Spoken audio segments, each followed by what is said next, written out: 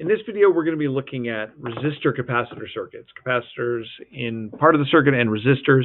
These are circuits that change or are transient over time, and we're going to look at the initial condition and the final condition. How do capacitors behave in those RC circuits? So we're going to start by thinking about, you can think a little bit about that demo that I did where I showed you the charging and discharging of a capacitor. But there are two primary states. There's the initial state, just after the switch is closed, the instant we start, what happens at the beginning. And then a final state, which takes time to reach an equilibrium.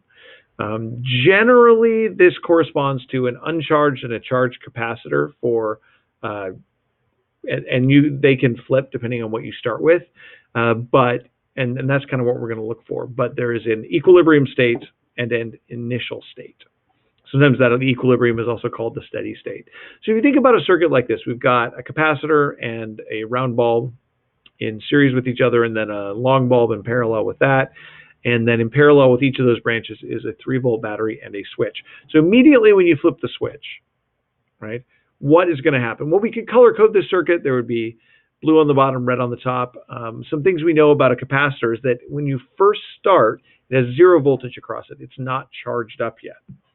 That means that we can kind of ignore it and go ahead and look at the circuit, and we have 3 volts for each of our bulbs because they are in parallel with the battery, right? Which of the bulbs would be brightest? Well, for that you would have to remember a little something. Round bulbs have lower resistance, so that means that the round bulb will be brighter. Less resistance, more with the same voltage will give you a bigger current and a bigger brightness. Now that the capacitor is fully charged, this is the steady state or equilibrium state of this, we know that the capacitor will be the full voltage of the battery because it's essentially in parallel with that battery.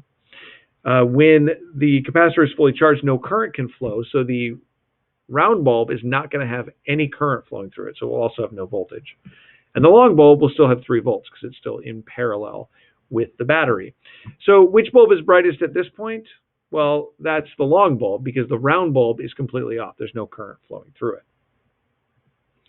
What if we replace that round bulb with another long bulb? So now they're not different from each other. They both have the same resistance. Does this change which bulb is brighter at the steady state? It doesn't, because the bulb connected directly there in series with the capacitor is always going to be off when the capacitor is fully charged. There's still no current through it, so it's going to, give us no voltage, no brightness. So let's think about, again, another scenario. When we first close a switch, this is the same thing, but instead of using round and long bulbs, I'm using resistors with particular resistances. What do we have happening in this scenario? Well, initially, the capacitor acts sort of like a wire, right? It's not actually a wire, but it does not impede the flow of current at all through any other branches. It doesn't have a voltage across it, so it's not going to provide a potential difference. So it just acts kind of like a wire. Current does not flow through the capacitor, but current can flow onto it and off of it freely. At the end, the capacitor acts like an open switch when it's fully charged. No current can flow through it, and it can have a voltage across it. In fact, that's what it means to be fully charged, what it means to be charged is it's all charged up with a voltage across it. So using those two things, let's analyze this circuit. Initially, resistor 1 and resistor 2 are both going to have 6 volts across them because they are connected to this 6-volt battery in parallel. The capacitor will initially have 0 volts.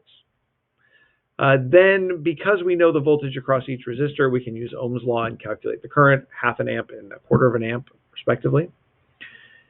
The charge on the capacitor, because it is not built up, it has 0 volts across it, will be 0 coulombs of charge. Then we jump to the final steady state. The final steady state occurs when the capacitor is fully charged and is no longer letting current flow. Well, this means there's also 0 voltage across resistor 1 because current can't flow through it. There's still the 6 volts across resistor 2, and the voltage across the capacitor is now up to its max of 6 volts in this circuit, so it is fully charged. And that means it looks something like this, a red to blue, right, acting on this circuit. There, we already said there's no current flowing through resistor 1 because the capacitor acts like an open switch. Resistor 2, still has the same quarter of an amp of current flowing through it. And we don't talk about current for capacitors, we talk about charge. Q equals CV says that a 1 farad capacitor with 6 volts across it has 6 coulombs of charge. Now that the capacitor is fully charged, what happens if we remove the battery? Right? Take it away. Well, as soon as we take it away and reconnect the circuit, we now have a voltage source in the capacitor, and it's going to want to discharge. It's going to want to push the charge that is excess on those plates around the circuit in such a way so it recombines and can become neutral. So initially, this capacitor acts like a 6-volt battery. And so what does that mean? Well, initial conditions would be that there's 6 volts across the capacitor. And if you do a little color coding, you will see that the red goes to resistor 1, right, on one side. And if you color the blue around, there will be blue on the other side of resistor 1. So resistor 1 is going to have 6 volts. Resistor 2 could be a little trickier, but if you color code the blue, you will see that the blue wraps around to both sides of resistor 2, meaning it has no voltage across it. So you're also going to get no current through it. 0.5 amps for resistor 1, 0 amps for resistor 2. I skipped over the capacitor charge, but that's still what it was at the end of the previous example. And the final steady state, after it's fully discharged, there's no more voltage across the capacitor, no more charge stored. If there's no voltage across the capacitor, there's no voltage source in this entire circuit, so everything has 0 voltage and 0 current. That's fully discharged. So that's a little example here of charging and discharging capacitors. We'll look a little bit more at what happens in the middle, which we've already gotten a glimpse of by looking at that graph of the charging discharging capacitor in the previous video.